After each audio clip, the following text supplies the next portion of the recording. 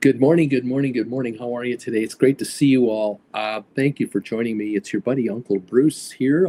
Stock Markets with Bruce is the name of this channel on YouTube. We are live for Monday, December the 16th, 2024. Right now, it's 8:30 in the morning here it's 8:30 in the morning in New York, where I am here in Calgary, Alberta, Canada. It's 6:30 in the morning, 5:30 in California. Welcome all to the program today. We're going to be talking a few things here, things to watch, things to take a look at, stuff to be aware of. Number one thing you should be aware of right now, while we are beginning our show,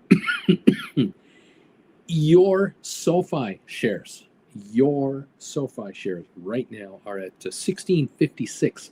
They are 5 cents away from a multi-year high again.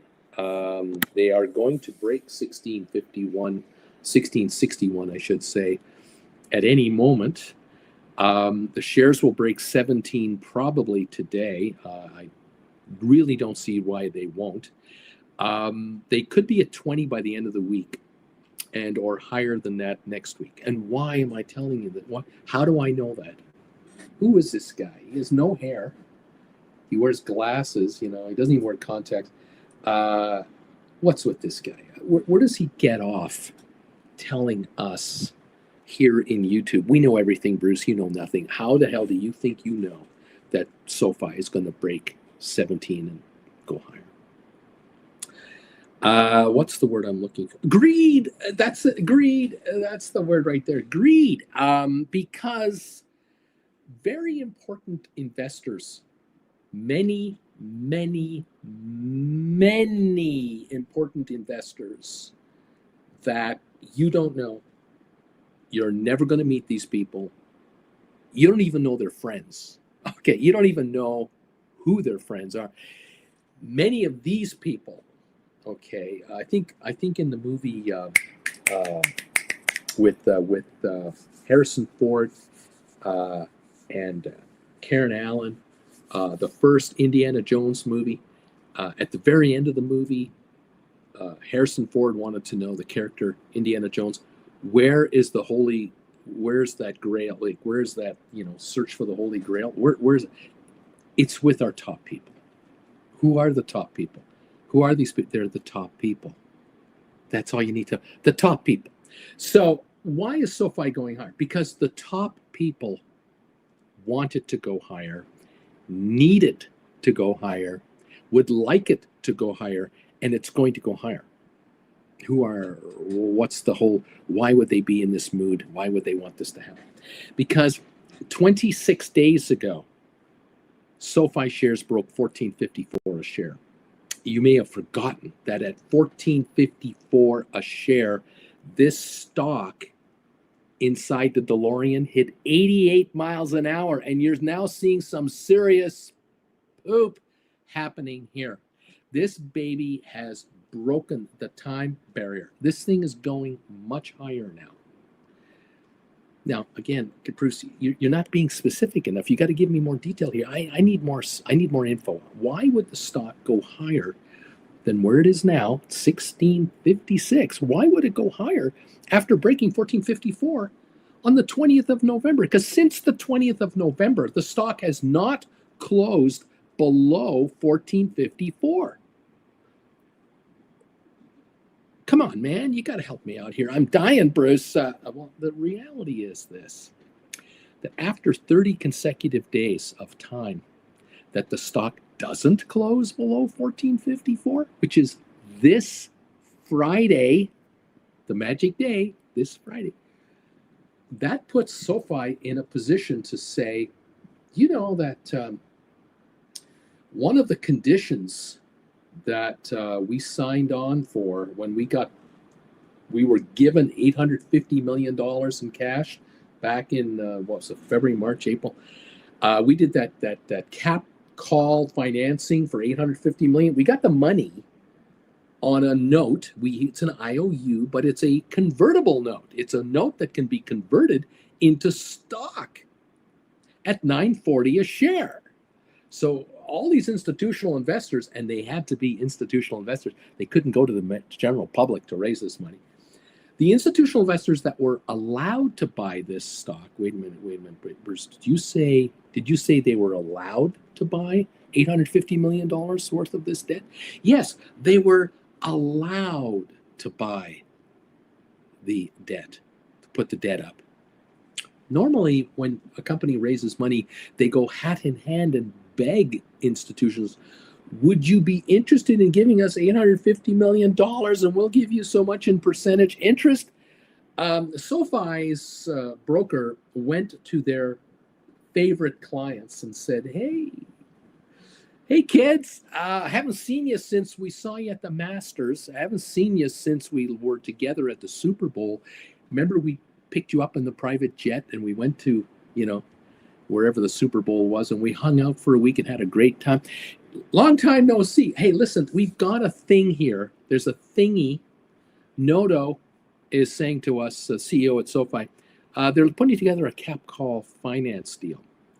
And we're looking to put together $850 million. And before the Goldman Sachs rep could say anything else, the institutional listener said, how much can we have? How much are you letting us buy? We'll give you all $850 million. You need $850? Here, you want $850 million? You want $500 million? How much you want? Well, actually, 25 to 50 million is about all we can give you. That's all we can give you because we got to spread it out. Noto has friends for decades, contacts. There are certain institutions that are going to get the call because they're on Anthony's Noto's favorites list. The guy's got contacts up to here everywhere. So the deal was oversubscribed the minute they announced it. It was supposed to be 700 million. They upped it. It ended up at 850. The deal is simple. You put up $50 million and we'll turn around and we will give you stock at $9.40 a share, free trading stock at $9.40 a share, not restricted, free trading stock if the stock goes over $14.54 a share for 30 consecutive days. These institutions are going, how much can I have again? You sure you don't want 100 million? You only have to make 8.5 phone calls. 850 million, 8.5 phone calls. You got it. No. We're bringing in 30, 40 institutional players here. Friends and associates. Because here's the thing. I'm a former stockbroker, okay? I'm a former branch manager of a brokerage firm. I'm a former vice president, branch manager, stockbroker of a brokerage firm. And there were times in our careers where we were offering stock to our clientele on a private placement type basis, pre-IPO or whatever. And there would be lists of clients in the firm, okay? Brokerage firm that I was with, we had like 5-6 offices across Canada, and each of our offices was given an allocation of stock to sell to our clients.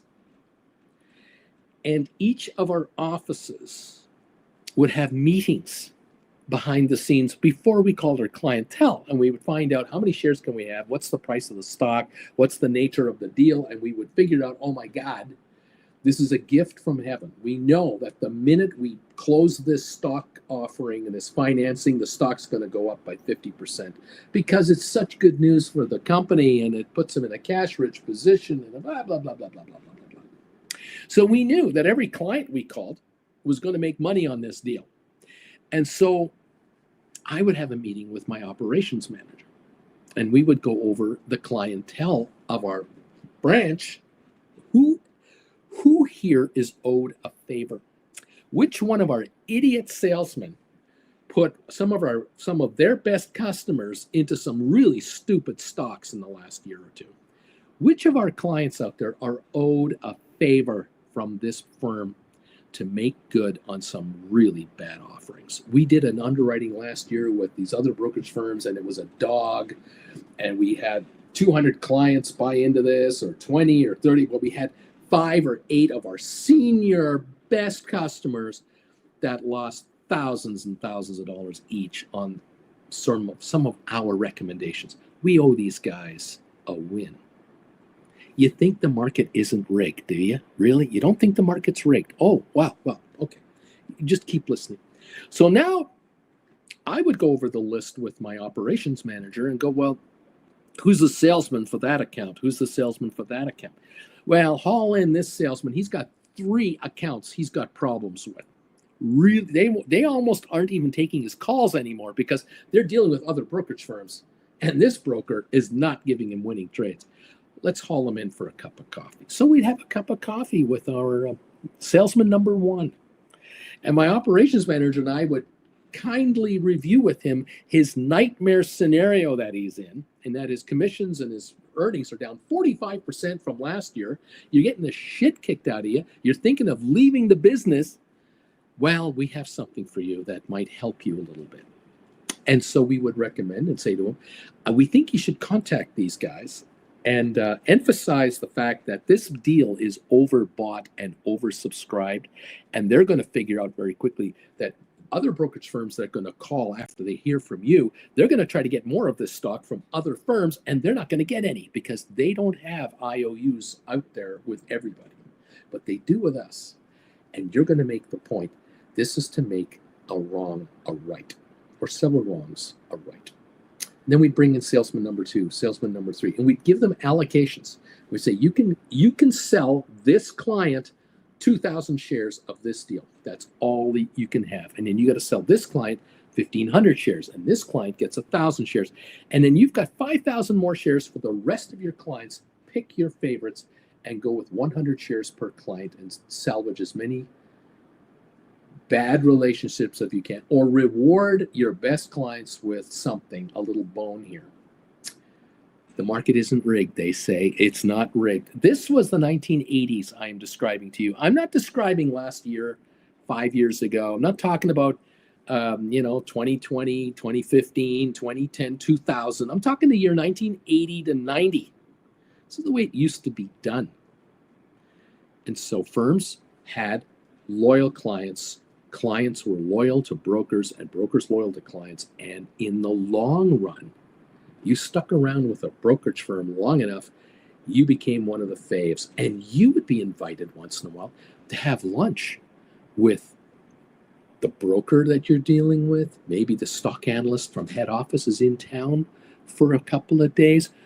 You and 5 other clients are invited to lunch at the Calgary Petroleum Club, the most exclusive club in town, or the Ranchman's, or wherever, for a lovely bite to eat and a little private meeting to talk about the future, McFly. We're going to talk about the future. And we don't forget our friends. We never forget our friends. You think this isn't being done in Wall Street? How naive are you? Have you watched any movies? In Wall Street, there are Rolodexes you wish you were on. And if you're an institutional player, you are on Rolodexes. You are on the favored client list.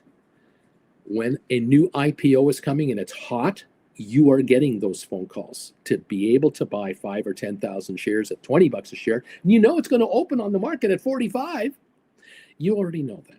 In SoFi's case, it's exactly the same thing. $850 million was raised like that with a 940 conversion into free trading stock because the company had a stock option on its own company, on its own stock, that maxed out at $14.54 a share on November the 20th. This Friday is 30 days for that stock to have been over $14.54 consistently. Hasn't been under $14.54 at all. We're at $16.55 right now. So this stock has millions of reasons, soon to be hundreds of millions of reasons, to not go under $14.54. As a matter of fact, to go beyond $16.55. And wouldn't you know it, the coincidence of coincidences, the absolute fluke of flukes, the amazing thing about it all is that if the stock breaks $17 a share, the company is worth more than $18.5 billion, which just happens to coincide with a key number that a lot of other people are watching. S&P 500 inclusion. The value of SoFi on a market cap basis will exceed the requirement of the company being eligible to be made part of the S&P 500. What a coincidence. Like out of the blue, this is happening. You don't think the market's rigged, huh? You think it's all wide open for everybody, that it's just, you just buy a stock and hope for the best. Keep thinking that way. Welcome to the party, pal, where we're trying to tell you what the hell is going on in plain, simple English. This stock is going through $20 a share like a hot knife through soft butter, and it won't stop there. And every institution that is about to be given a slice, a small, tiny slice of SoFi stock at $9.40 a share, every one of these institutions has a possible problem next week. Possible. Because if the company is in a position to force the conversion of the debt into stock, every one of these institutions that will now hold shares of the company rather than a debt, they're going to have a capital gain, a 2024 capital gain issue. Now, it's not a problem. It's just an issue. Do we sell the stock right away in 2024 at $19.40 a share, let's say, and score a $10 profit on our stock? If we do that, we have a tax problem in 2024. We don't want to do that. We don't want to sell the stock. As a matter of fact, the higher this thing goes, the less we want to sell the stock, because if we sell the stock, we have a tax problem immediately. So we're going to wait till 2025. But wait a minute, they're going to say, why would we sell the stock at $19.40 a share if it goes to $19.40, if it goes to $20.40 or $21.40 or $22.40? Why would we want to sell the stock? Because at that point in time, the company's value is S&P 500 eligible. Why would we sell this company stock just before they become part of the S&P 500? Didn't Palantir this past summer go from $15 to $20 a share in anticipation of its S&P 500 inclusion? And then when it was included in the S&P 500 and they announced that a month from now it's going to be part of the S&P 500, didn't the stock go to 20, 25, 30, 35, 40? Isn't it 70 now? It just joined the NASDAQ 100. That was announced last week. That's on the 23rd of December. It's now part of the NASDAQ 100 on top of the S&P 500. Palantir is going to 100 a share, isn't it? Why would we get out of SoFi that we just got at $9.40 a share? It's trading at $16.56 in the pre-market, where Uncle Bruce is raving away about it. Why would we want out? What, are we stupid? They sell, they have a capital gain problem, okay? You sell your stock and write cash secured puts. You've just shifted gears. That's all you've done. You've gone to cash because you've said to yourself, this idea Bruce has about selling stock and then writing cash secured puts, say the $20 cash secured puts for SoFi, good till Jan 26. This stock goes to $20 a share. Those puts are worthless. I just got $6.50, $7.50, $7 for those darn things. I got a ton of money for those puts. They're going to be down to $2 a piece. I'll buy them back at $2, and I'm going to write Jan 26, $25 cash secured. But I'll take in another $6.50, $7 a contract. That adds about $3 to $4 a share or per contract into my hands. I'm doing 30 of these, and I'm getting $300 a piece more. I just got 9,000 US more in my hands to offer to buy the stock back at a discount. And if this thing goes to $25 a share and $26 a share, I will buy those puts back for $2-3 each, and I will write 30s, and I'll bring in another $4 a share, and rinse and repeat all the way up. So that's your plan. The institutions out there are going, why would we sell this stock? There's 138 million shorted. What am I? I'm an idiot investment institutional investor? Is that what you're saying I am? I'm stupid? Oh no, we're not stupid. We just figured out that we got our hands on 100 million free trading shares at $9.40 a share, and there's 136 million shorted out there as of the 29th of November.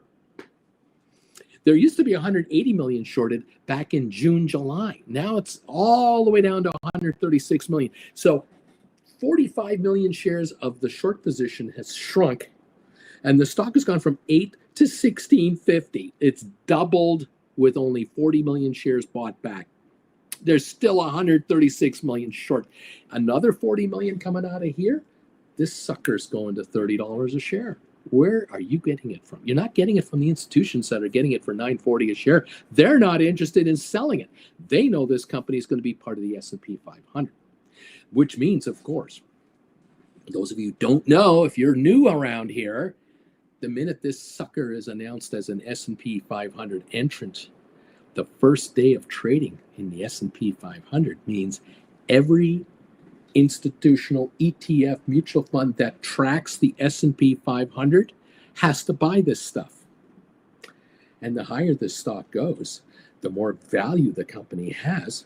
Makes sense, of course. It's capitalized value will go up, which means more shares will need to be acquired by all of these entities to maintain the performance of the S&P 500. Why do you think Palantir keeps going higher and higher? It means there's more Palantir stock needed by the funds that track the S&P 500. Now, starting the 23rd of December, Palantir will have to be acquired by all the funds out there that track the NASDAQ 100. All those index funds have to buy this stock. And so now for SoFi, there could be 500 index funds that each need to buy 10 to 100,000 shares of SoFi each. I don't know.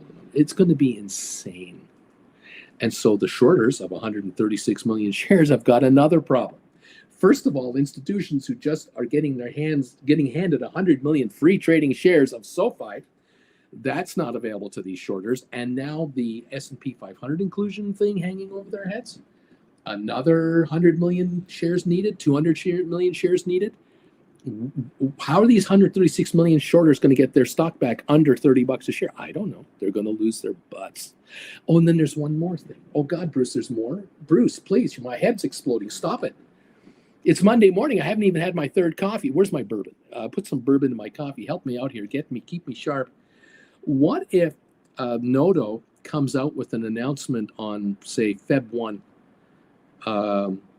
Jan 15, March 15, I don't know, any time in the first quarter. We just did another $5 billion cap call transaction financing. We can raise $5 billion from institutional investors. It'll take that long. We can raise $5 billion with our stock at $22 a share. Convertible at 25. If the stock hits 50, our cap call financial option matures at $50 a share, and we get a bunch of free trading stock at 200 plus million shares, free trading to our institutional clients. Every institutional client will say to the broker who calls, "How many can I have? Please tell me I can buy some of this. How much?" I believe that the firms who are able to offer this deal are going to get phone calls from institutions going, "Are we on the list?" I'm sorry, if you haven't been called already, you're not on the list. You're on the waiting list. Who's not going to take this deal? Nobody. Everyone's going to take this deal. So that's the next step. Now, you're sitting there going, "Bruce, I love you, and you're just great, and I love your enthusiasm, but how in God's green earth can you just sit there and look at this camera, at this computer, and honestly tell me these shares can go to 30, 40, 50 bucks a share? Where do you get off? You're trying to tell me the market is like stacked or something. It's like a predetermined thing. Are you indicating to me that management of SoFi has every reason to want this deal to happen? Are you telling me that Anthony Noto has options on stock, performance options that kick in at 25, 30, 35, 40, 45, and $50 a share? Are you intimating that? Are you telling me that the senior management of SoFi will become collectively a bunch of billionaires with the shares reaching 50 bucks a share? Are you telling me that all the institutions out there who've known Noto for 25 years are sitting there going, "All you want, how much you want? You 5 billion? No problem." Do you think the institutions know something else? That if SoFi gets $5 billion in cash, no strings attached, it's just for free trading stock down the road at 25 bucks a share, whatever the hell it is. You think they can now turn $5 billion in cash into $35 billion of active loans? Yes, they can. That's exactly how banks work. Have you any of you watched videos on YouTube explaining how banks lend money to people? 5 billion comes in, they lend it, then 4.1 billion gets relent again, then 3.7 billion gets relent. It turns into $35 billion of new loans. Does SoFi charge 2% interest to their clients when they borrow money? No, they don't. SoFi charges 6, 8, 9%, 10% interest. If they put any of that $5 billion into their credit card division, they're getting 22 to 24% interest on that division. You want to get a mortgage through SoFi? What's the mortgage? 6.5%, 7%. You want a personal loan for a car? What's the car loan through SoFi? Have you checked it out? 7, 9%. In other words, SoFi is going to haul in 7% interest on $35 billion. $2.5 billion of revenue. Wait a minute. You're telling me that they get $5 billion in cash, and that's going to translate into $2.5 billion in gross revenue? That's 50%. Yes. And on top of that, they don't pay rent in every small town of America for their branches. They don't pay business taxes, property taxes. They don't have security guards guarding their vaults. They don't have vaults in every town in America. They don't have tellers. They don't have banking professionals. They don't need anyone to wash their windows every week. No one to shovel their driveway or their sidewalk in front of their bank. They don't have branches. This outfit runs on such a lean and mean platform. Their margins are massive. So this new $5 billion, if they choose to raise it, it's $2.5 billion more in earnings, revenues. This stock is going to $50 a share, and it'll justify it. Much more coming, much more coming. But let's get back to today. It's Monday, December the 16th, 2024. Your buddy Uncle Bruce is sitting here telling you that SoFi is about to explode. And there are ways for you to take advantage of it. That's what I'm saying.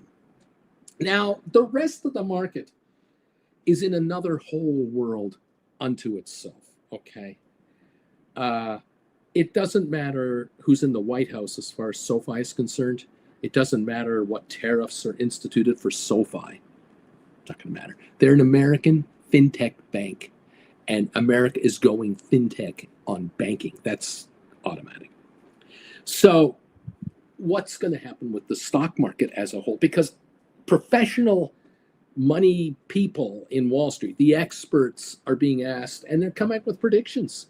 They're coming up with predictions that the S&P 500 in the next 2 years will reach 7,500. It's at 6,000 right now. 7,500 is 1,500 points for the S&P 500. That's 20%, 25%. That is 25% more than where it's at now. How can the S&P 500 grow by 12.5% this year and the next year to reach 7,500? The predictors out there, the pros, some of them are saying, well, the deal is that right now the Magnificent Seven shares, collectively speaking, are trading between 25 and 30 times earnings, today's earnings. However, they're only trading at 19 times 2026 estimated profits. Hold it a second. Whoa. Did you say 2026? You didn't even mention 2025. Isn't 2025 like 16 days from now? Yeah, that's true, but we're not looking forward to January 2025 or December 2025. We're talking 2026. The S&P, the Magnificent Seven, collectively right now are trading at 19 times estimated 2026 earnings, but that means the end of 2026. Today is the end of 2024. So we're talking 24 months from now. The shares today, what they're priced at now, means that they're trading at 19 times earnings then. And we're supposed to believe in the marketplace that all is well. And there will be nothing getting in the way of the Magnificent Seven making those kinds of dollars by that time. Nothing will get in the way of that kind of money being made. One of the arguments, well, they're doing stock buybacks. They're buying back 5% of their stock. So they'll buy back 5% of their stock in 2025 and another 5% of their stock in 2026. So there's only going to be about, 90% of the shares left in the open market, assuming that management doesn't get any stock options, which of course, as a naive, are you naive? Think about it. Just as many shares will be issued in bonuses to the management that they're buying back with shareholder money. So there's not going to be a difference there. The perception is, the thinking for people is, oh, well, Apple is buying 90 billion of their stock back. Over at NVIDIA, they're buying 50 billion a quarter back. And, there's going to be way fewer shares outstanding going forward. The market's bound to go up. And then the other thinking is, well, with Trump in the White House, we're going to have lower taxes. So these money-making monsters are going to go from a 21% corporate tax rate or 28% down to 15%. So they're going to pay way less in tax than they're paying now, which means the earnings per share are going to be, this justifies the stock where it is. This is all perfection. It's absolutely is falling into place. The electorate of the United States put the right guy in the White House, the right people in the Senate, the right people in the Congress, and deficits be damned. We're going to have a massive tax cut extension for the richest corporations on earth. And everything is going to be just fine. There's nothing to see here. And with buybacks and a strong U.S. economy and apple pie and hot dogs on July the 4th, everything is perfect. Or is it, are we going to run into a little issue here if there's going to be tariffs announced, which will be good for American businesses, apparently, because if you put tariffs on imports, it gives American businesses a leg up to make more profits domestically, especially the U.S. steel industry, for example, or all those iPhones manufactured in Ohio and Pennsylvania and New York State, all the factories that Apple has to employ hundreds of thousands of Americans, making millions and millions of iPhones made in China. These aren't made in the United States. What the hell's going on here? Oh, we got a problem here. How is the Magnificent Seven going to get lower tax breaks if they don't make their product in America? Something doesn't add up to me. Why would Ford make more money if there's a tariff?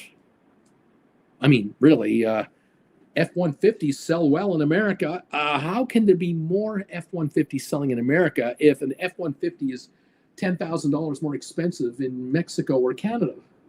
I don't know how America gets any better at this. I don't know. I don't see the thing. So I'm having problem with this perfect situation. There's one other problem. I understand that Canada is talking about imposing tariffs on American goods. So wait, so hold on a second. You're telling me that Americans are going to put tariffs on imports, and then Canada's going to put tariffs on American imports?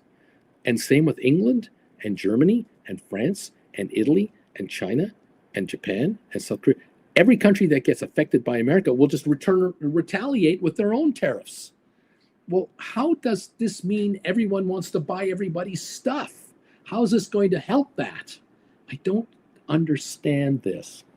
There are flaws in the plan. Okay, so this so-called 7,500 target for the S&P 500 may not be achieved with the proposed ideas of how to achieve it. And therefore, if there's a glitch in the plan, maybe the S&P will be right where it is now in 2 years' time, so that investors will say, you Magnificent Seven guys are great. We love you guys. But we don't love you guys at 30 times PE. We love you at 19. We really love you at 19. So we're not going to pay any more for the stock until you deliver 19 times PE multiples to us. So you just keep making that money and keep bringing in those dollars and buy back the stock and reduce the number of shares outstanding. And you keep getting those tax breaks from Washington. You get all those artificial stimulus things going for you. And when your shares are trading at 19 times earnings, will consider going more aggressive and getting more. Because why would a pension fund that already has 1 million shares of Apple in its pension plan want to buy another 500,000 Apple shares? They've already got the million. What, I need 1.5 million shares to feel complete? I don't see the reason for that, especially if it's 30 times earnings or more. So I'm wondering about that. And so I'm saying, hey, maybe other than Sofi and a few other stocks, there's not that much upside really to be counted on. Maybe the best course of action is to sell stock at these record prices and turn around and become a cash secured put writer, or sell stock at these record prices and be an option trader off your cash, not off your stock. And therefore, you might want to look at something like some credit spreads. You want to do some credit spread trading on NVIDIA or on Apple or on Tesla. Way out of the money, short-term type scenarios. You might want to do that. Of course, if you're a Gold Bagel member, you were here about a half an hour ago, and we went over what's behind me. Can you read that? It's right there. Can you see it? We did that about a half an hour ago. So if you're a Gold Bagel member, you're up to speed. Nothing to worry about. You already know what trade you want to do going into this morning, because it pays to be a Gold Bagel member around here. It doesn't pay not to be a Gold Bagel member around here. But that's just me and my Gold Bagel member glitch that I have. I really appreciate those of you who are Gold Bagel members, because you keep me on the air. And I thank you so very much for helping us stay on the air.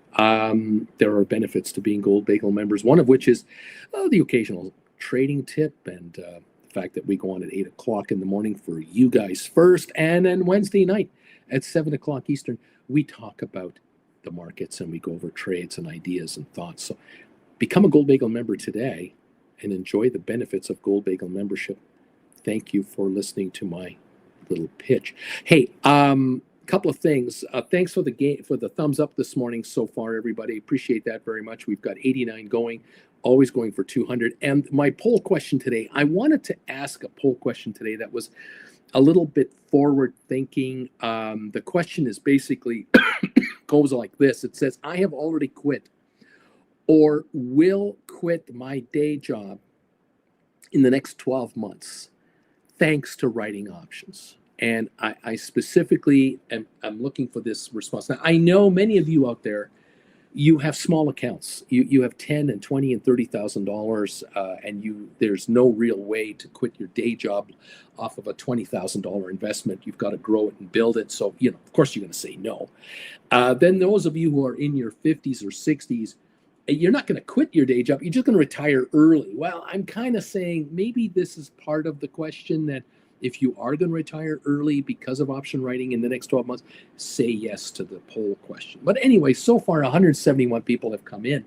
25% are saying, yeah, you got it, man. I've already quit my job or going to quit my job by the end of the year because of option writing. That's a huge number. If I'd have asked this question 2 years ago, 5% of you would have said yes. Now it's 25%. It's coming on. And some of you are going to have to do some serious soul searching here and really ask yourself, well, wait a minute, where was my account at 6 months ago? When I first found Uncle Bruce a year ago, and then 6 months ago, I started writing options because I wasn't sure. How am I doing? How's my account doing overall as it is? If I've sold shares and turned into a cash secured put writer, how am I doing? Because a year ago, Uncle Bruce was really emphasizing the idea of writing January 2025 $10 GameStop cash secured puts. He was saying, if you have $1,000, you can write a $10 cash secured put on your Sofi expiring January 25, way out there, like a year from now. This was a year ago, okay? You were getting $3 to $3.30 a contract back then. I was telling you that if you put about $1,000, you could get 33% back from a put buyer in your hand now. December 23, Jan 24. That's what my viewers were hearing from me, and a number of them did exactly that. They said, Uncle Bruce, I can't believe how easy this is. I've got 10 grand. I got 10,000 bucks lying around. I just wrote 10 cash secured puts on Sofi. I love this company. I just got $3,300 handed to me. I'm sitting on $13,300 right now. And I'm getting interest on this money. Okay. What should I do, though, if the stock goes up? Because it's unlikely it's going to go to $4 a share, although there are analysts who say it's going to 4. I think it's going to go to 10 or 12. What happens if the stock goes from 8, where we are now, $7.50, to like $10 or $11 or beyond that? And I said, well, the strategy about being a cash secured put writer is that if the shares go higher, you're going to roll your puts into higher strike puts and eventually go further out in time to take an even bigger amount of cash off the table. And so during the summer and fall of this year, guess what? Viewers started buying back their $10 Jan 25 cash secured puts for $1, $1.50, $1.25, whatever. And they started writing $15 cash secured puts for January 26. And then they rolled those into $17 cash secured puts Jan 26. And now they're doing 20s. The question now on everyone's mind is, if the stock right now is $16.50 or so a share, if this sucker goes to $20 a share in the next week or two, what do I do with my $20 cash secured puts, Bruce? They're good till Jan 2026. I took in $6.50, $7, $7.50. I took in like gobs of money writing these $20 cash secured puts that don't expire until Jan 26. What do I do now? Well, if the stock goes to 20, you're going to buy them back for $2.50 to $3.50 each or so, because they're worthless except for time. And you're going to write Jan 26 30s or 25s, and you're going to bring in another $6, $7, $8. If you write 30s, you're going to bring in $12. If you write 25s, you're going to bring in $7 for the 25s. So pay 3 and get 7, which is $400 a contract more to you in a credit. 20 times, there's $8,000. 40 times, do the math, that much more money in your pocket, 16,000 more in your pocket. And now you're pulling in daily interest on a larger cash balance. There you have it. Welcome to this party on the cash secured put side. If you're into credit spreads, you could go into credit spreads. You could do a Rocket Lab credit spread like this one I've written here, or you could do a GameStop credit spread that I wrote here. Just a half hour ago, I talked about these. You could do those, and you could make yourself some nice money in the next month or so. All you have to do is just read what's behind me. It's right there. Just read it. If you're a Gold Bagel member, you can go to the show that we did half an hour ago. It's all right there. It's waiting for you. Just pick it up. Thank you for being a Gold Bagel member, everybody. Thank you for being followers of this channel. Thank you for everything. We appreciate it. I want you to get rich. It's nothing personal. I want you to get rich, very now. And I want things to change in your life financially, big time. I don't care who's in the White House. I don't give a crap who's in the Senate. I don't care who the Prime Minister of Canada is. I don't care who the Chancellor of Germany is. I don't care. It doesn't matter. But you have to be aware of what's happening out there, because there's a lot going on. Welcome to the party, everybody. Thank you for joining me today. Richard Carlin is in the house. So is Sharon. Stock Jockey is here. Pappy J is here. Aurora is here. ALA is here. Hector, Jeff, CKT. How you guys doing? Charlie C2, fun. RJ, Corinne, dude, Amy J is here. Look at these thumbs ups. There's Mark Downs, number 52. Mark, thank you for joining me. Become a member. Larry, thank you, my friend, number 55. Jarrett is here. The Big E is here. Welcome all. Are we having fun? Is anyone having fun around here? I love this stuff. This is going to be kind of cool. Bobby is here. James of the Misty Tree. Thank you for joining me. Alex, Mandu, Weber Day. Dude, John Anderson. Hi there, members. Hello, members. Tom Kaufman, Charlie C2, BPCY, Barry, Lorraine, Andre Delatorre. All the members are here and coming, and more are joining the channel every week. Thank you very much for joining us, Lorraine. Thank you for your 119 thumbs up. We are busting through 100, going for 200 thumbs ups. Thank you, everybody. Hi, Kent. How you doing? Can't wait to see you. We're going to be down there 16 days, can't stand it. Oh, can't wait. Anyway, giddy up, everyone. Welcome to the party. Welcome to the show. Welcome to the channel, Stock Markets with Bruce, where I try in plain English to tell you what the hell is going on and why is it going on and does it mean and how can you make money in this market? How can you get richer with not a lot of money? This is not a channel for multimillionaires. Multimillionaires don't hang out here, really, generally speaking. Some do, but like real multimillionaires, big time players, they don't watch me. They have people who do that work for them.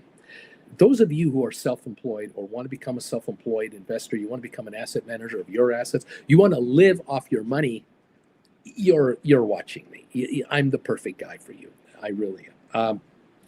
I'm probably your perfect channel because I'm showing you how to take 10, 20, 30, 50, 100,000 bucks and make it make money. For some of you with 40, 50, 60,000 dollars, you are figuring out, hanging out with me a little while, I can quit my day job. I can already quit my day job. I can quit this career thing I've got going that is asking me to put in 60 hours a week and ask for more. I can tell them to go stuff it, and I can manage my assets, and I can now work on the side in a side gig. And I can pull in 400 or 500 a week doing this or doing that and make my money doing this Monday to Friday. And I don't need this BS from committing to the team and looking at 1 year objectives and goals and all this stuff for the whole group. The only person that I'm making wealthy, the only people that are getting rich in our organization are the people I'm making wealthy with all the slave labor they're getting from me. I don't want to play this game anymore. I'm sick and tired of being told to dedicate myself to the team and show the company that I'm worthy of keeping my day job. Thanks, guys. But you know what? That worked on people who were here 5 years ago, 10 years ago. And I see those people. They're in their 40s now, their 50s. Those who have been here 15, 20 years, they look like crap. They look ill. They don't look good. Gaunt, drained, no energy. Their immune systems are screwed up. I don't know what you're doing to these people. I don't know what the mental stress you're putting on them, but I don't want to go there.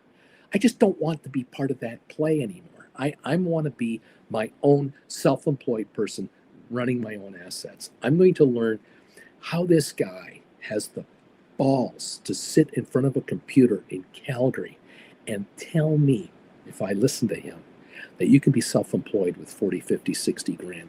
I want to figure, you show me how this works. And then he says, go to my website, stockmarkerswithbruce.ca. Like they all say that, they all talk about their stuff and they all hustle their own crap and they put their logo up, their website, the old playbook. That's what they all do. They all want to suck us in. And he's going to tell me now I have to spend $5,000 to become part of the family and to buy into the courses and pay $300 a month to be part of the family. And no, that's not it. No, that's not it. No, go to the website if you dare. You'll find this a real amateur looking page. I mean, you're not going to get blown away by the slickness of this page. You're going to go to the link that says classes, and there he is. You can't miss this guy. And then you're going to see class number 1 and class number 2, and therefore. There's 18 of them now, okay? And what is he saying? You want to know what this is about? Watch the first 2 classes. Find $300. Buy the first 2 classes. Watch them. Then go to your online broker, whoever you're dealing with. I don't know what your broker's name is. I don't care. Do they offer practice accounts? Open a practice account. And open a practice account for option writing. And start writing options. You've watched class 1 and 2 and you're hanging out with this gang every day. You're starting to see ideas about how to write options. If you're a Gold Bagel member, you get stuff like this over here. You get suggested trades. You'll start trying those and you'll see if there's any hope in making money or not in this market through a practice account. No risk to you. What's on the table? What have you put on the table? Your time to watch 2 classes and $300. Oh, I got bad news. Really bad news. If you're brand new around here and you want to get these classes going, you better hurry the hell up, because starting Jan 1, those two classes, these and all the other one like these right here, they're going to be $200 each. These are going up to $200 each starting Jan 1. Just so you know. No hiding the truth to you guys. There's another little thing. If you want to have a one-on-one with me, spend an hour with me. I dare you that it's only an hour. I'm charging $400 an hour for a one-on-one. That's going to $500 an hour starting Jan 1. Okay. I'm not bragging. I'm just saying this is a price increase since I've started all this. The last time I raised my class prices was at the end of 2021. We went to $150. So in 2022, 2023, and 2024, it's $150 a class. Now it's going to be $200 a class. And the one-on-ones have always been $400. They're going to be $500 starting Jan 1. So you want to lock in your prices on the classes, go to the website and pick them up there. Okay. It's okay. Anyway, you put up $300 and you watch the first two classes, okay? Bold. That's okay. For many of you, this is a first step of a leap of faith. You now just picked up almost 4 hours of class instruction on just how options work, because it's all French to you. It's all Greek to you. You don't know what it is. And you're beginning to learn at the basics of option writing. And you're now opening up a practice account to try to trade options by being a writer. Put writer, you name it. And let's see for a week or two or three or a month or two how it goes. You're watching people telling you what they're doing. You're going to mimic them. You're just going to do, oh, that's an interesting trade that so-and-so is talking about doing. I'm going to do that trade for no risk. Fold my arms, keep an eye. I'll be here with Bruce every day. I'll take class number 3. I'll take class number 4. I'll take class number 5. And when I start writing options myself, I'm going to earn while I learn. Because many of you have figured out the epiphany moment that happens to you, and this happens to many of my viewers. They go, yeah, Uncle Bruce, I took a couple of your classes, like I bought 2 of them, and then I bought 4 or 5 more, and I was into your classes for like $900. And then I wrote my first ever option contract. I had 10 grand lying around, and I didn't know what to do with it, and I wrote 5 cash secured puts on Sofi for Jan 26, and I brought in $650 a contract. 650 times 5 contracts. I took in $3,250 in cash, and I did the math, and I've only given you $900. And I've taken in $3,250 in cash on my first ever move, and that's 5 contracts. I just did 5 puts where I'm willing to buy Sofi for $13.50 a share. That's the risk I'm taking in this market because of your classes. I now have brought in $3,250. I just did the math, Uncle Bruce. If I buy every one of your 18 classes, I can only give you $2,700. That's all I can put in there. And I just took out $3,250 on my first write. I'm going to be doing this writing stuff for the rest of my life. I can only buy your classes once because you can watch them as many times as you want. But I have good news or bad news. Starting Jan 1, you can now give me $3,600 because $200 a class times 18 classes, you can give me $3,600 for all 18 or right now $2,700. It's up to you. You want to buy them now before they go up in price. I'm giving you the warning. You got a couple of weeks. There you go. It's totally up to you. It's okay. Don't worry about it. Just one day at a time, one option at a time, one trade at a time, $1 at a time, $1,000 at a time, $10,000 at a time. Those of you who want to make $5,000 a month and quit your day jobs, these 2 trades I just did right here this morning might be perfect for you. They might be absolutely perfect in how much money you need to put up and the kind of return you can get. Become a Gold Bagel member and you'll get stuff like this on a regular basis. But again, you don't have to believe me. You can just do it yourself. If you know how to do it, knock yourself.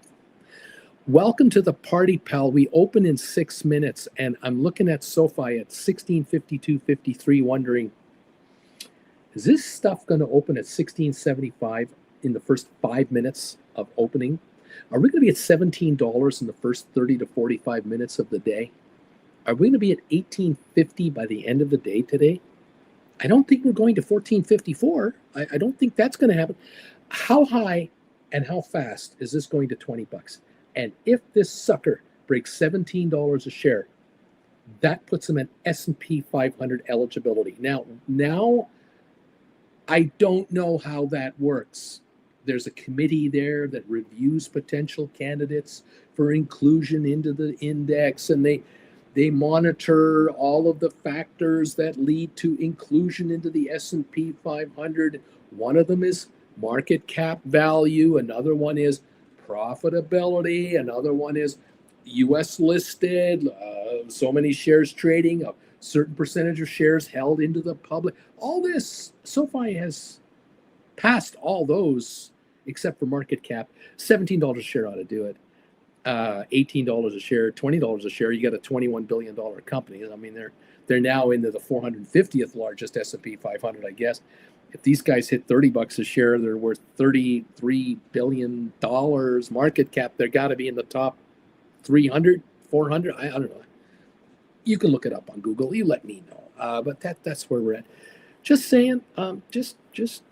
Yeah, saying good morning, everybody. Nice to have you here. Bobby, thank you for being here. James of the Misty Tree, thank you. Good morning, John Anderson. Charlie, good morning. I got a 5-year plan. Good morning to Juan. Kent, hello. Thank you again for joining us. We're headed to Georgia today.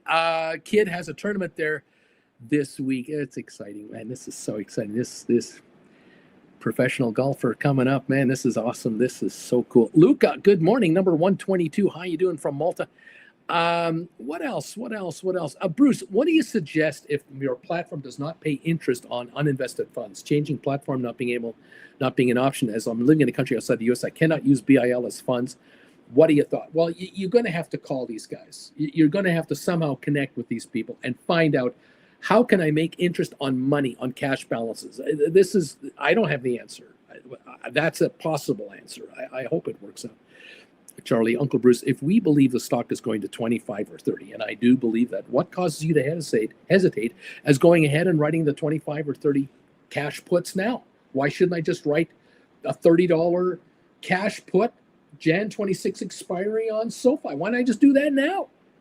Why do the rule? Well, okay, I guess I'm old school, and I'm thinking, well, I'd like to be kind of in the hood, and the hood is 20. That's the hood, because the stock's 1655 right now, and 20 is close.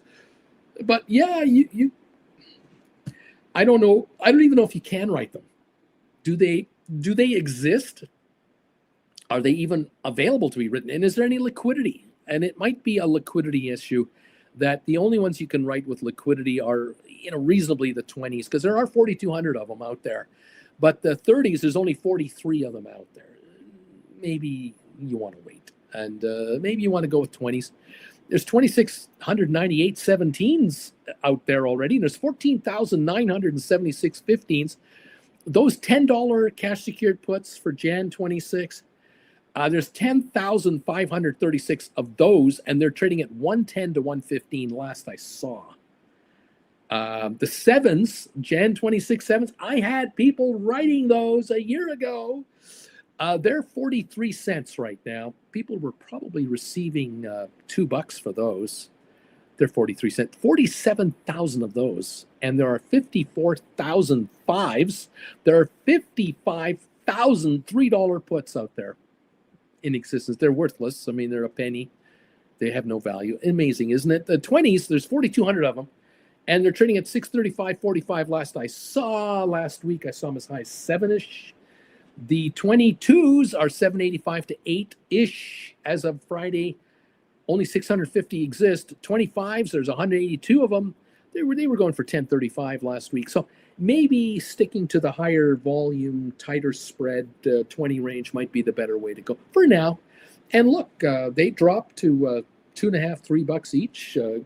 Like the 12s and the 3s or the 15s are 3.25. They get down to that level, you'll buy them back, and now you'll write 25s, maybe 30s. We'll see what happens. Okay, Zed, Bruce, number 129. We're open, by the way. SMC being removed from the NASDAQ 100, being replaced with MicroStrategy instead. Beach Boy, can't wait to go with that kid. Matt became a YouTube member of this channel. Oh, what a character this guy is. Oh, good God Almighty. Gold Bagel member, no less. I'm terrified. I'm terrified of this. Oh my God. Welcome, Matt. Welcome, pal. Beach Boy is here. Larry, Beach Boy. The bells, baby. The bells. 1 minute. Jared, hit the like button, please. Brian, good morning. Richard Carlin, hi there. D.A. Judah. Brian, welcome. And I'm sure my friend is going to hit the bells any second. He's on it. He's on it. Don't worry about it. They're coming. Welcome everyone to the program.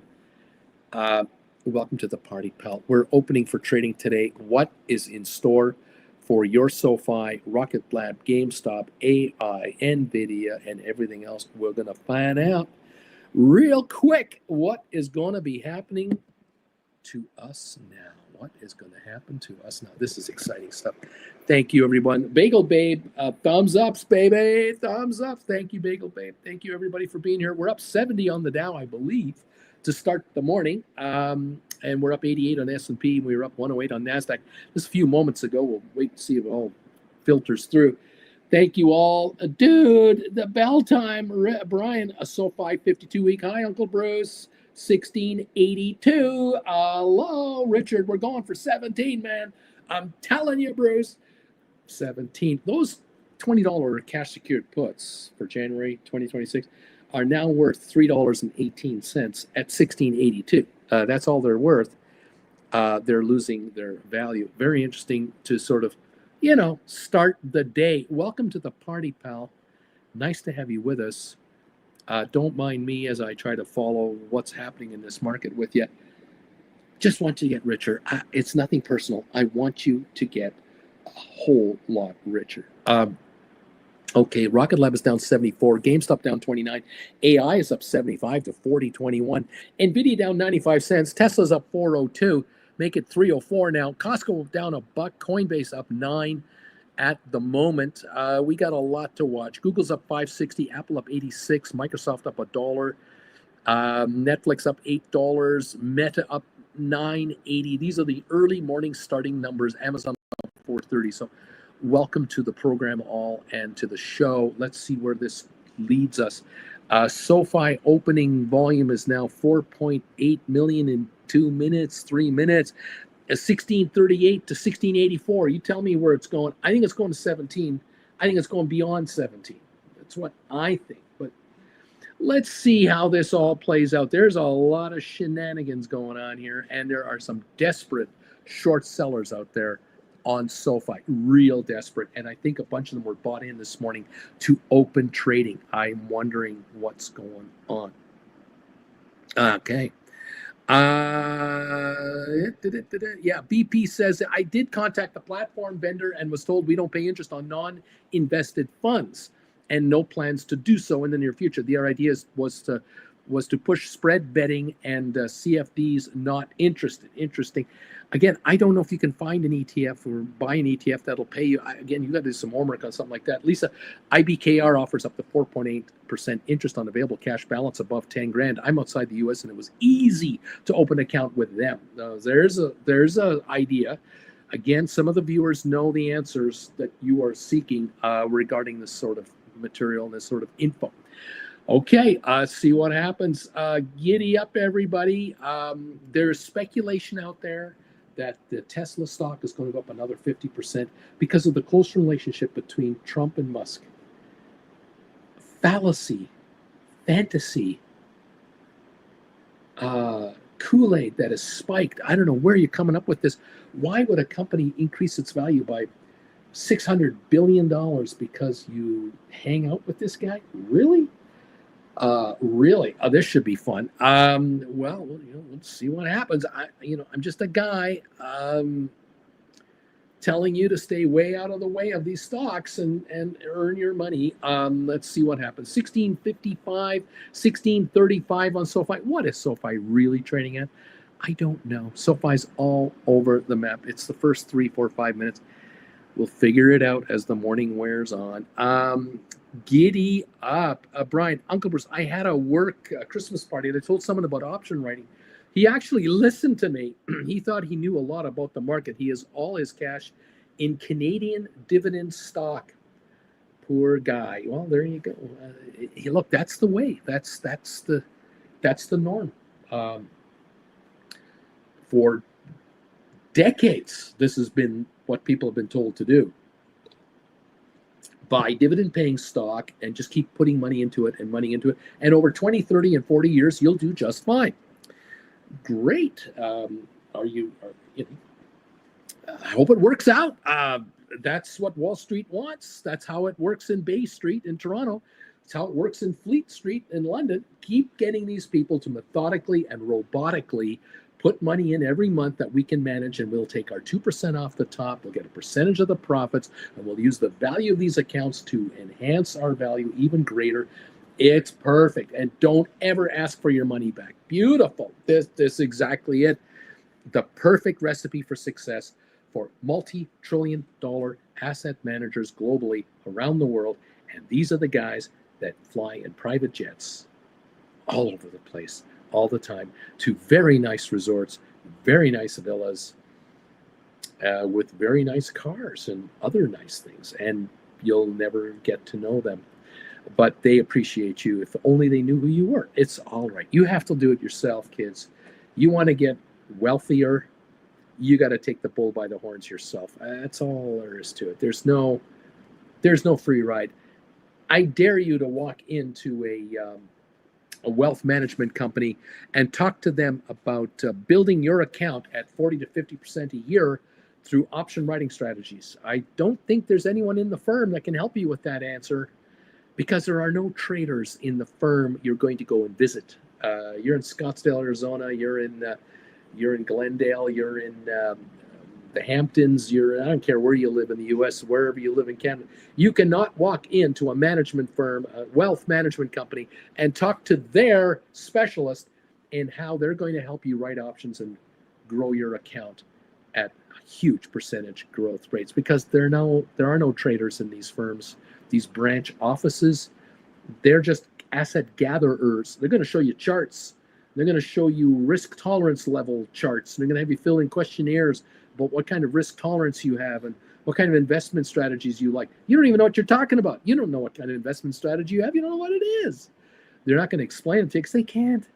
They're just going to show you charts, and you're going to fill in. I think a third of my risk should go into bond funds, and a third of my money should go into long-term capital gain stuff, and the rest should go into dividend funds. Great. And they're going to take your 100, 200, 400, 500,000, whatever. What did you inherit from grandma and grandpa, your mom and dad? They're going to take all that dough and put you on a budget of so much a month, and they're going to put that to work for you, and it's going to be fantastic. It's going to be fantastic because they're going to get bonuses on the amount of money they've brought in from you, and you're going to get your 4, 5, 6, 7% return, and you get your $1,000 a month or $3,000 a month allowance or whatever the hell you get. I don't know. It's all different. It's all stacked. It's all rigged against you. You are making them incredibly wealthy. But then again, you're being lazy. You're walking in saying, you handle my money for me. I don't want to do it. They're going to go, you bet. Oh, we're going to take your $500,000 and manage the crap out of it. Oh, are we going to manage your money for you? And we're going to give you your 4, 5, 6% return. Yay, you're getting richer. Hey, 10 years from now, your account should be worth this much money. What are you complaining about? It's all good. There you go. How many millions are doing that? How many tens of millions of people around the world? Hundreds of millions are doing it. That is why the tallest skyscrapers in all the cities around the world usually are bankers, investment firms, investment company, insurance companies, managing your wealth and managing it quite nicely. Thank you very much. There you go. Anyway, it is what it is. What else is going on? Jeff, there's really a good chance that the relationship between Trump and Ilona sours, and I wouldn't want to be holding Tesla stock when that divorce happens. Brian is talking about the guy at the Christmas party. I told him I'm heavy into GameStop, and he laughed. People still think GameStop is a scam and garbage company. The articles at Media Push actually work, and that is all he follows. Exactly. That GameStop is a scam. The fact that they have $4.6 billion cash in the bank and no debt, that's a scam. BP, thanks, Lisa. I will look into that, as IG have some strange policies. Brian, just crazy. Then he said, listen, all you need is $2 million and you can bring in $50,000 a year. I laughed and laughed. See, all you need to do is save $2 million and you too can retire on a very comfortable $50,000 a year. See, it's so easy. Just put $200 a month away, and in the year 2147, whatever, you'll have $2 million, and you'll earn $50,000 a year. Larry Titus, oops, I was late. Everybody, bell time, bell time. Touchgrass is laughing. Larry, interesting meeting at work today. Okay, giddy up, everyone. Welcome to the party. Bell. Where are we at now? What's going on with the market? I see Sofi at 1656 now, kind of the pre-market level, up 30 cents. Volume now 7.4 million as it's getting through the early morning buy and sell program crap that went on. Does it now go to $17? Does it now go to $18.50 in the next hour? I don't know. It's primed for a run. That's my hunch, but we'll see.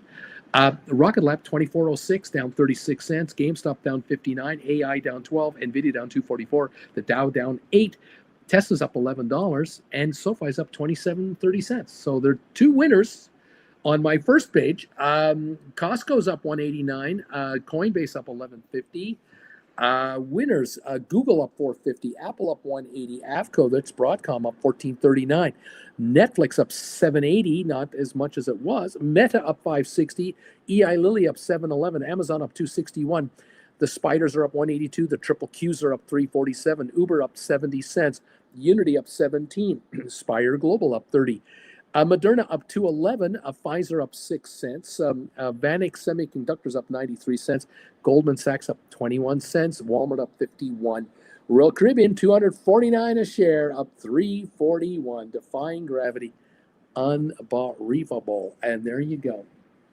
1655, 1650, 1646, 16.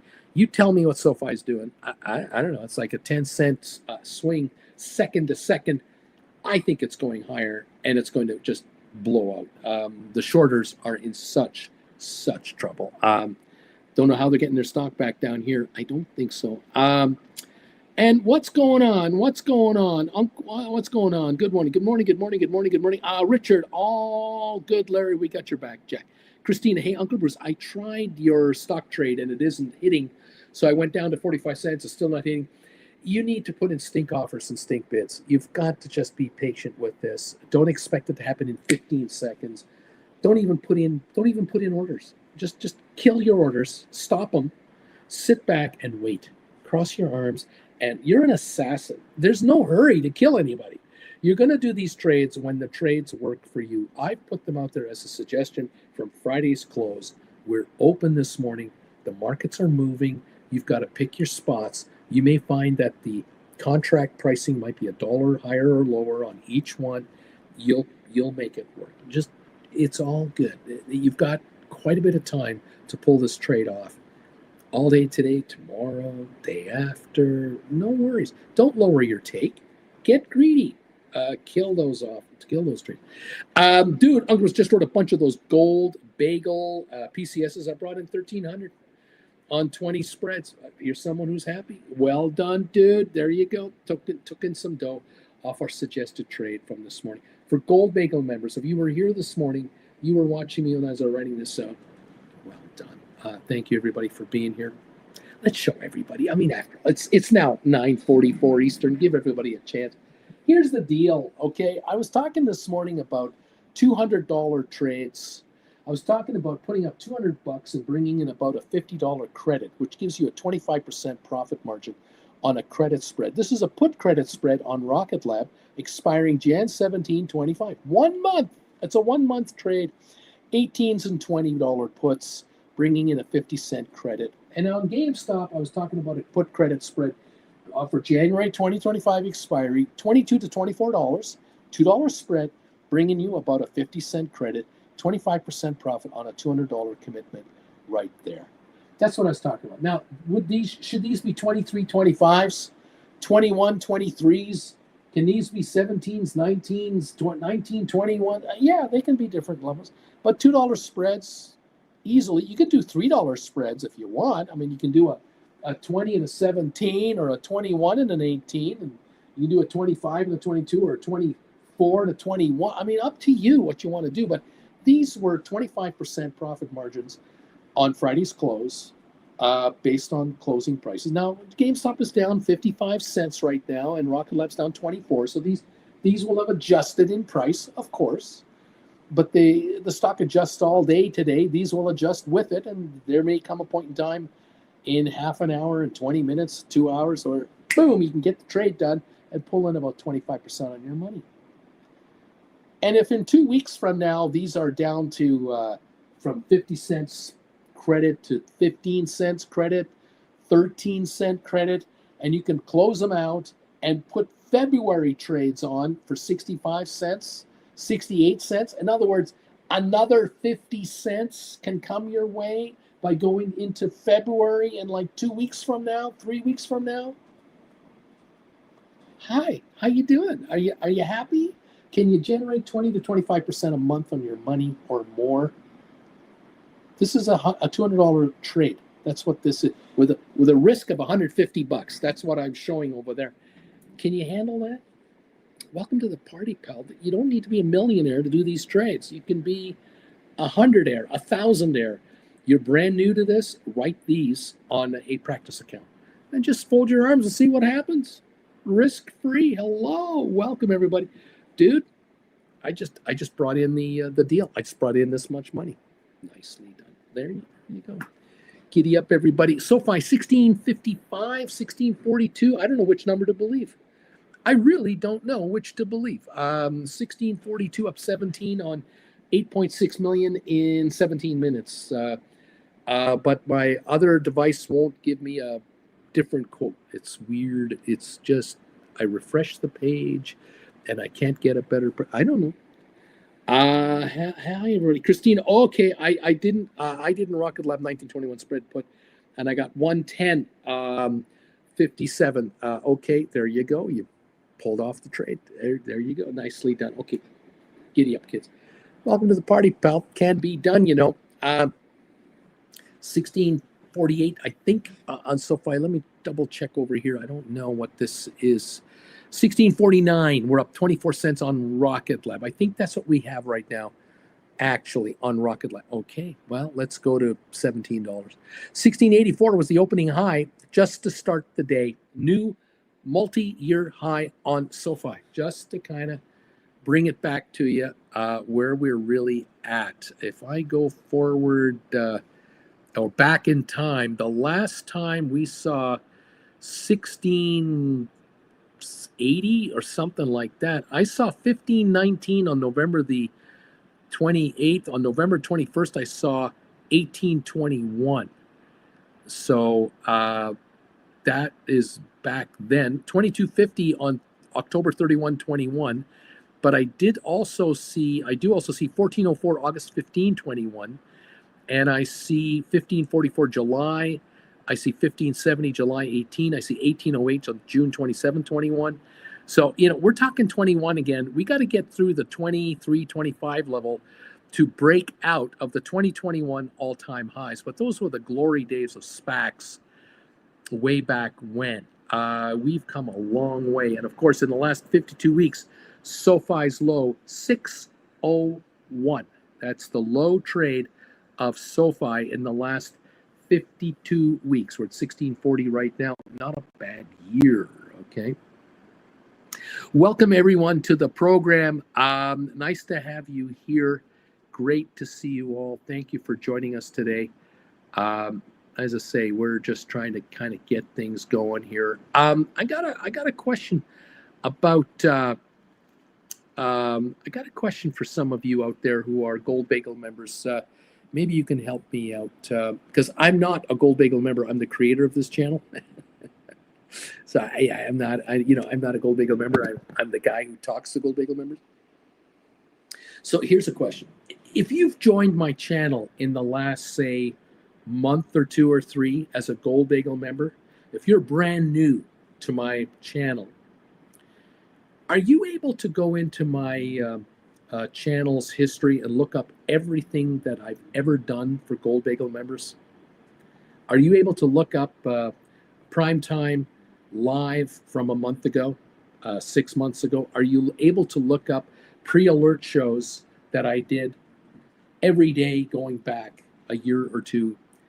Can you let me know if that works? I think you can. I think if you join the Gold Bagel level, you can go back in time to anything Gold Bagel related. I think that's how this works. I don't think YouTube limits you to today and forward. I think it opens it up. Anyone want to tell me that?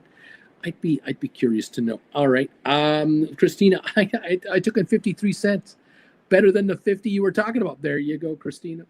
Welcome to the party, pal. Well done on the trade. Nicely accumulated, nicely executed. We're up 39 on the Dow. We're climbing again. 1642 on the Sofi. Rocket Lab's only down 15 cents. GameStop down 48. AI is green again. AI now up 19. Nvidia's only down 220, and Tesla's up 398. So there you have a little bit of a movement coming in on the upside at this point in time. All right. Analysts are calling for the market to reach 7,600 in 2 years from now. I find that to be actually quite timid, because we were up, and we are up now 25, 27% this year on the S&P 500. Analysts are saying 25% over the next 2 years. That's a slowdown of expansion. And that's assuming everything is perfect. And I don't think everything will be perfect in the next 2 years. I just don't think so. Because in the last 2 years, things weren't perfect. This year, things weren't perfect. So I'm wondering when this market kind of goes, maybe a little too much too fast. Maybe we should ease up a little bit here. I don't know. We'll see. Brian is saying I got a stinky bid buyback in for a bunch of GameStop covered calls right now, Bruce. Giddy up, dude. Tesla 320 puts, 310 long. 32 days left. I wrote for $390 each 11 days ago. This morning worth 76 cents. I just closed it and rolled it. If they are giving premium way, I will take it. Well done. Nicely executed. As Christina, yes, you just go to membership and you will see a list of the Gold Bagel notifications. There it is. Ariel, Christy Freeland resigns as finance minister, not putting her name on the Canadian financial report. What a mess. Now, what does this mean? For those of you who are not Canadian, this means that the Deputy Prime Minister of Canada and the Finance Minister of this country has resigned as Finance Minister a mere week before she was supposed to give her State of the Union address regarding Canada's finances and game plan going forward. This is a massive political move and upheaval in this country. This could really upset the Canadian dollar, and I'm frantically going right now to the Wall Street Journal to look at what the Canadian dollar is doing. It is falling.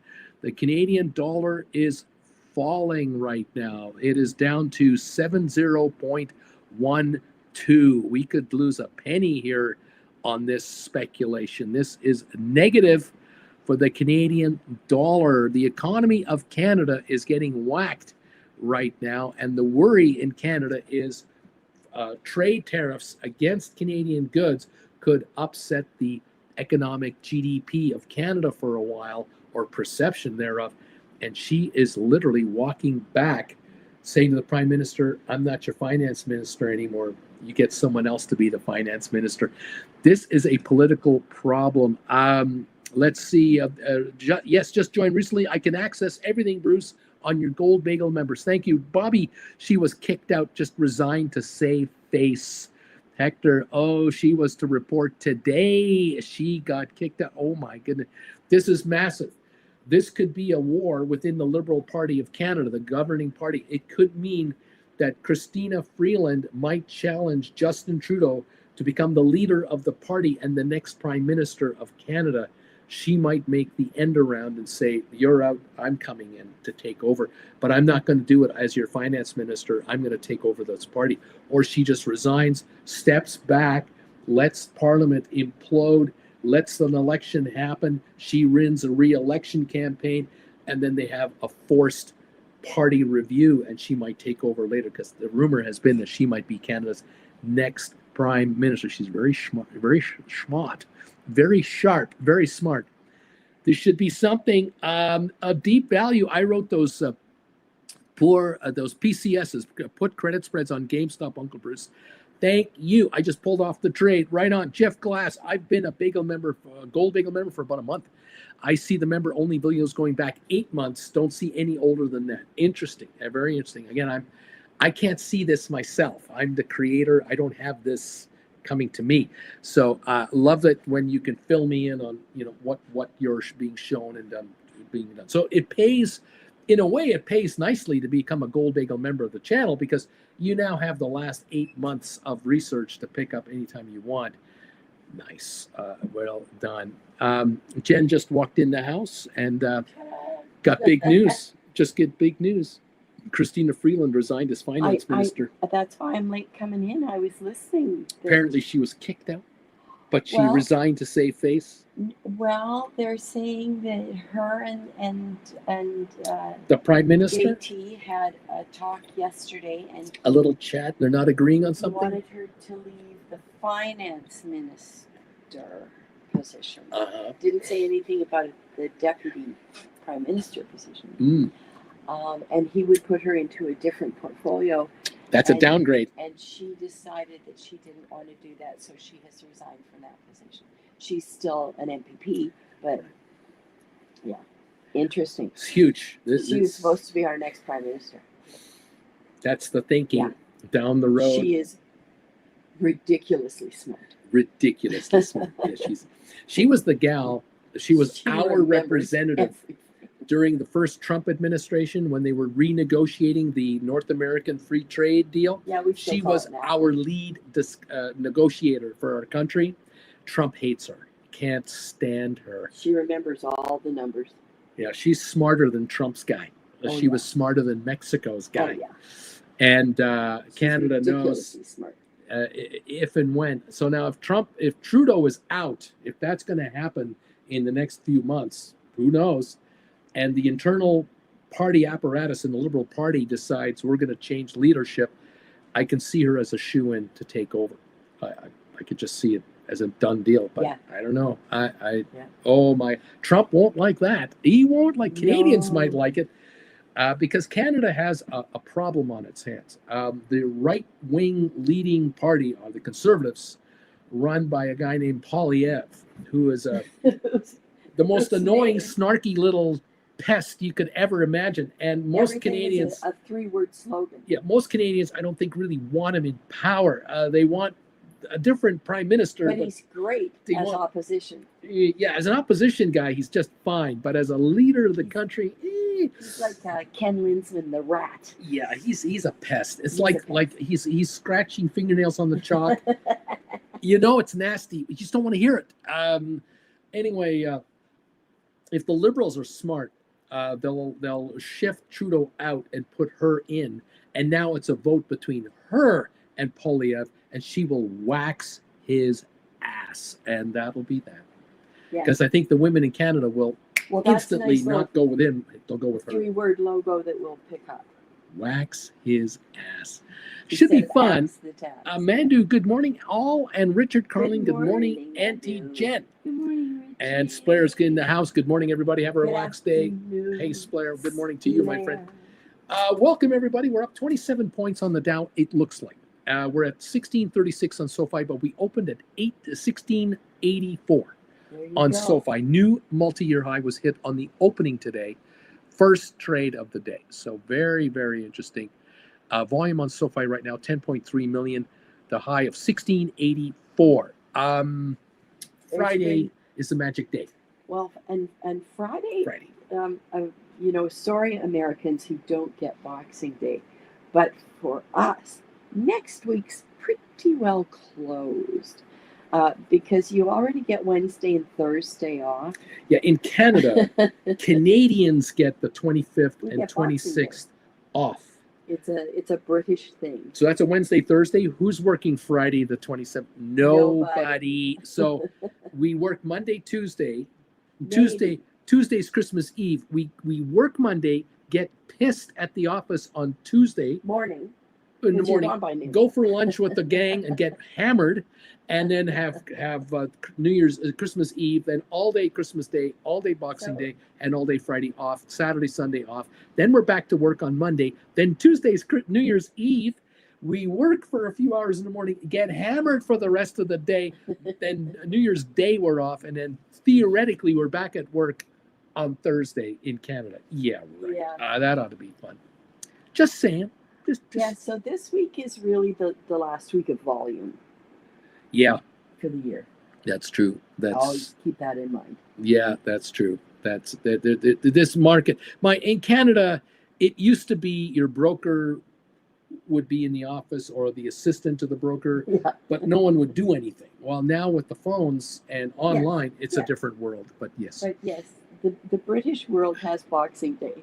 Beach Boy is asking, hi, Auntie Jen, what's the lemon pie situation? Oh, wow. You know, for a Christmas dinner, because you have that heavy Christmas dinner, lemon pie is perfect. It's refreshing. It doesn't fill you up. It makes you feel alive again. It's all good. It helps to cut through the turkey coma for those who do turkey. But I'm doing the good German new Christmas Eve meal. We're having goulash, spätzle, possibly a little cucumber, though I'm thinking green bean salad. Yeah. That's what we're having for Christmas. No turkey. We're going for... We don't have enough to make turkey. Goulash. We're going for goulash. It's going to be great. Lorraine, Boxing Day. Oh my, you guys in Canada with Boxing Day. We love Boxing Day. We love Boxing Day. That's our Black Friday. That's super sale. Those are the big That's sales. where you pick up wrapping paper at 60% off for next year. That's what we're way ahead of and you the Americans. Stores say so far ahead. There are no returns on Boxing Day. We are already too busy. Yeah, we're no returns on Boxing Day. You just come in and get bargains on Boxing Day.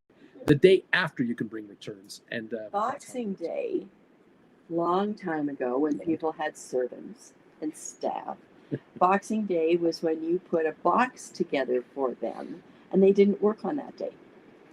Yeah. They'd work twice as hard the day before and the day after, but they didn't have to work on that day. See?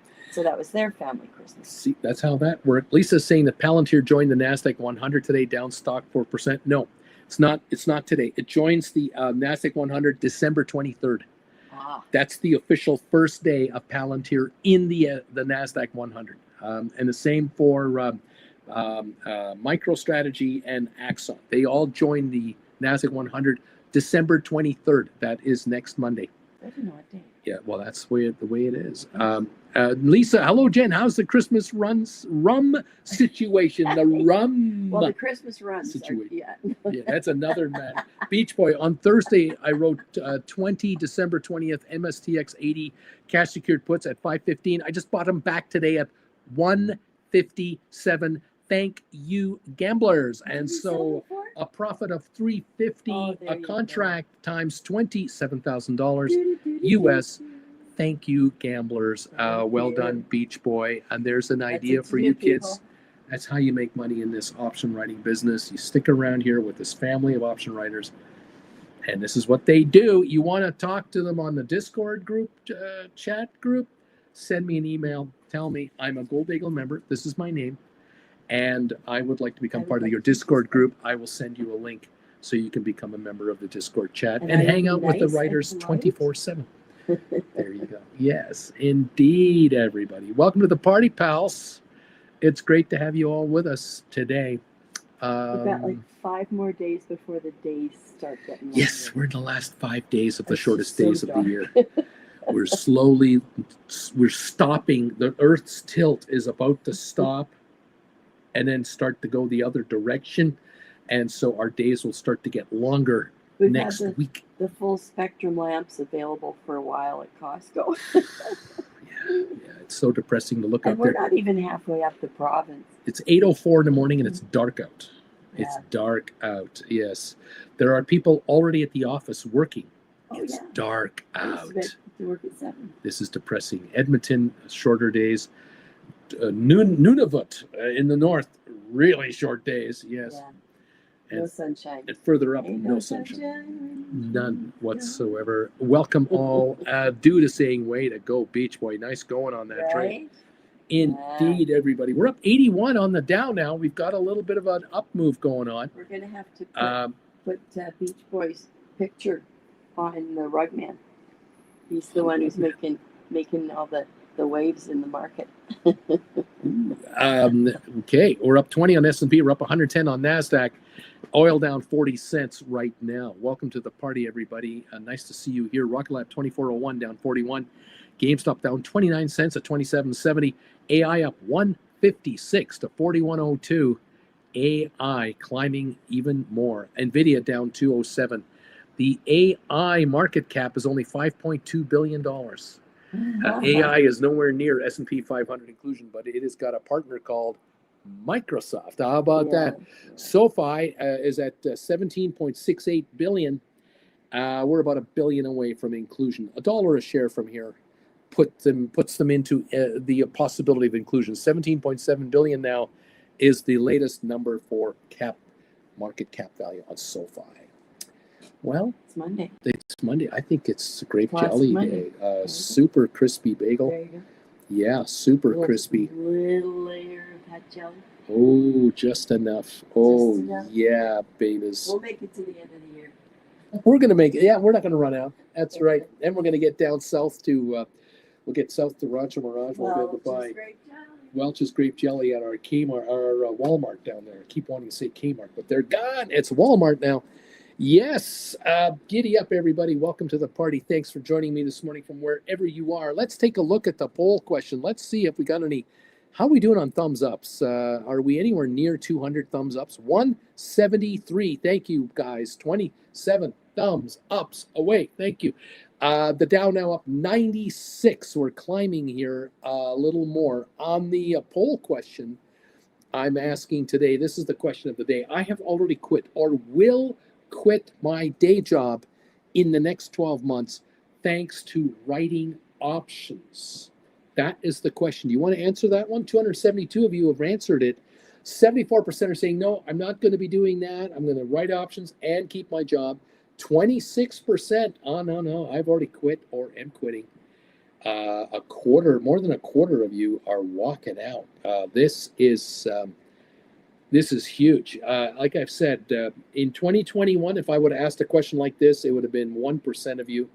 If I'd have asked this question at the end of 2021, maybe 5% of you. By the end of 2022, it would have been 10, 12% of you. Last year, it would have been 18 to 20. Now it's 26% and still climbing. I am walking out of my day job. I've done it already, or I will be out of it within 12 months from now.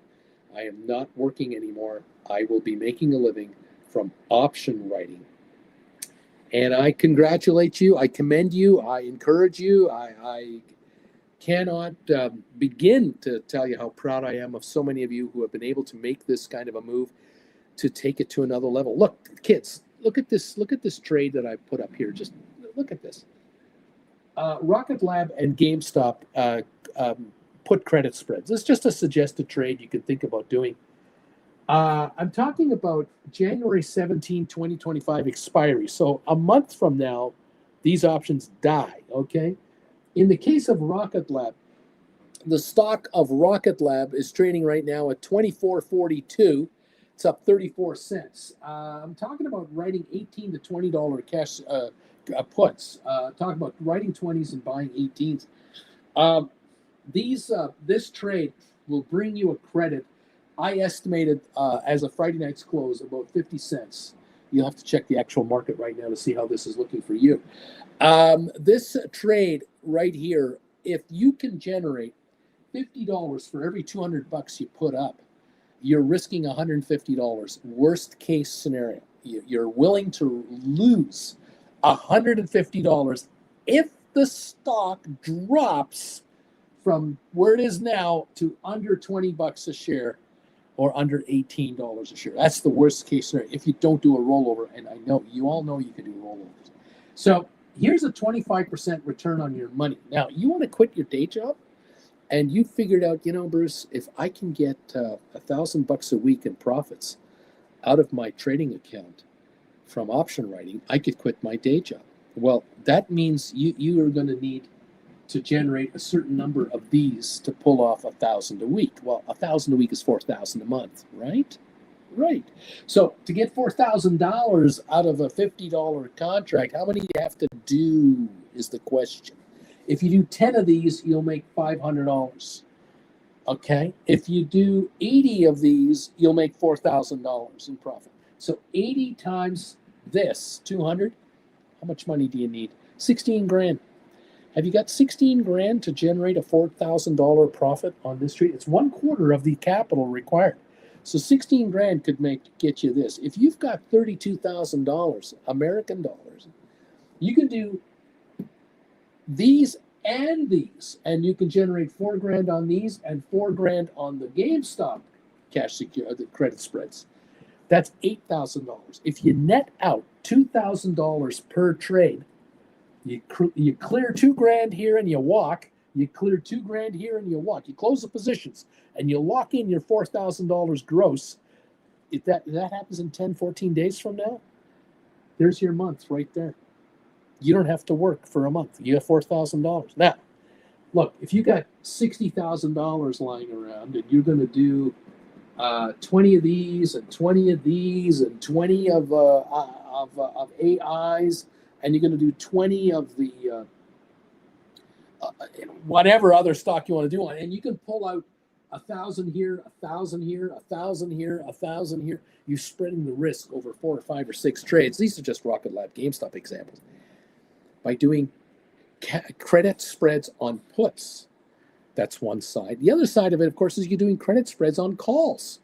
And you can do credit spreads on calls on Rocket Lab and on GameStop. You can do credit spreads on calls on NVIDIA, but way ahead of the market with short periods of time. Can you put together 1,000 a week of profits? Can you make 200 a week from this trade, 200 a week from these trades, 200 from those, 200 from... You get 5, 6 positions going at the same time. You're spreading the risk out of 5 different stocks. You're not in any one stock for everything you've got, and you're trying to pull in $200 to $250 per position per week to not go to work anymore. That's what I am talking about. This is where you have to think in the box here with this channel about being an option writer full-time and not work for someone anymore. Some of you are sitting there going, Uncle Bruce, this sounds too simple. This isn't as complicated as I thought it was. I thought you were telling us about some really complicated trades that would take $200,000 of capital before I could even think about quitting my day job. There are those of you who watch me that do have $100,000, $200,000 in your retirement accounts, and then you have $30,000, $40,000, $50,000 in your margin accounts or cash accounts outside your retirement accounts. You have the ability to bring in $100,000 of cash into your hand to manage from home equity line of credit. You have the ability to bring $30,000, $40,000 out of your IRA on a loan at work, your 401k, I should say, your 401k at work. You can borrow against your 401k, build cash, a pile that you manage outside of a retirement account, and now do these kinds of trades right here. Very conservative, out of the money, short timing, high yielding trades. These are $2 spreads. Learn how options work. Grab the classes, watch these shows, become a Gold Eagle member, watch my past history if you want to catch up, but definitely grab the classes. Do some practice trading, get into the swing of it, and take it from there. The upside is waiting for you to be enjoyed. If it's as simple as quitting a full-time job and just having a part-time job, if it's as simple as saying to the boss, I'm sorry, I'm not coming to the office 5 days a week like you said, I'm taking the buyout. You're offering a buyout or come to the office, you take the buyout, and now you get a part-time job on the side that brings you $300, $400, $500 a week, and you're doing this for the rest of your time. And you're making $1,000, $2,000 a month for trading options, and you're making a couple thousand a month on a part-time job, and your life stress level has just gone right down to here. You may find that with a few reorganizations of your assets, you are managing $100,000 of capital in your own account, and you are doing 5 or 10 of these at a time on different stocks, different timing. You're doing cash secured put writing on your Sofi. There's all kinds of angles here. You're earning interest on your money at 5%, and you're getting interest on $130,000.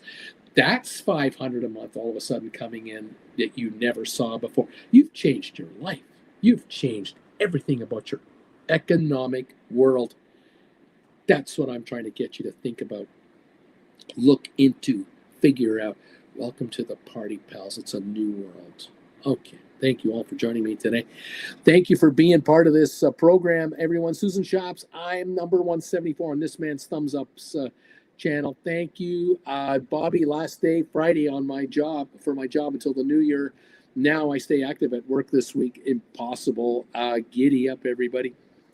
Welcome to the show. I'm going to leave you now. My bagel is on the way, and I'm going to enjoy it off the air. Thank you, everyone, for being part of this channel today, and always, and memberships. You members, you subscribers, thank you. Thank you for the thumbs ups and all the encouragement you're giving everybody else. We have 178 thumbs ups. We need 22 more to get to 200. Help us out. Thank you all very much. Don't forget to consider classes as your future. And let's get this party started. Again, thank you all. Here it is. The bagel has arrived. Thank you for joining me today. Let the stocks go up. Let the market go up. I'm going to chomp the bagel. If you see the market go up, you know why. Give him at least one bite. Give him at least one, Bruce. Give him at least one. Oh, look at this bagel. Look at this toasted bagel. Look at those sesame seeds, how roasted they are. You can just, oh yeah, they smell fantastic. There's the grape jelly on there. Oh, man.